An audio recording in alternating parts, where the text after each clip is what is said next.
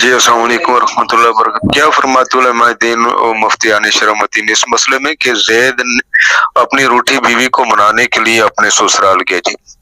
وہاں پہ اس کی ساس جو اس کی چچی بھی ہے اس کے ساتھ کچھ تلق کلامی ہو گئی اور اس کی والدہ بھی ساتھ تھی, ان کے ساتھ بھی ان کا جھگڑا ہو گیا, اور اس جھگڑے میں نہ زید نے کہا کہ میں نے 3 طلاقیں دی ہیں, جبکہ زید کے چھوٹے بھائی نے اس کا گلا پکڑا اور اس نے یہ گواہی دی ہے کہ نہیں دو دی ہیں جی, 2 طلاقیں دی ہیں. تو اس مسئلے میں اللہ جواب سے معمور فرمائیں کہ کیا واقعی یہ اس کے اوپر بیوی حلال ہے یا ہمیشہ کے لیے حرام ہو گئی ہے, جبکہ گواہان یہ کہتے ہیں وہ الفیہ طور پہ کہ ہمارے سامنے اس نے 2 طلاقیں دی ہیں جی.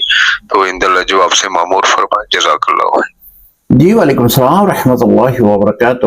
اگر وہ حلفاً یہ کہتے ہیں کہ 2 طلاقیں دی ہیں تو اس صورت میں 2 طلاقیں ہی تصور کی جائیں گی, یہ طلاق رجعی بنتا ہے.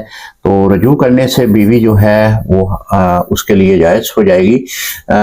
اب جو حلف ہے یا جو بات خاوند کی ہے اس پہ حلف لیں گے آپ.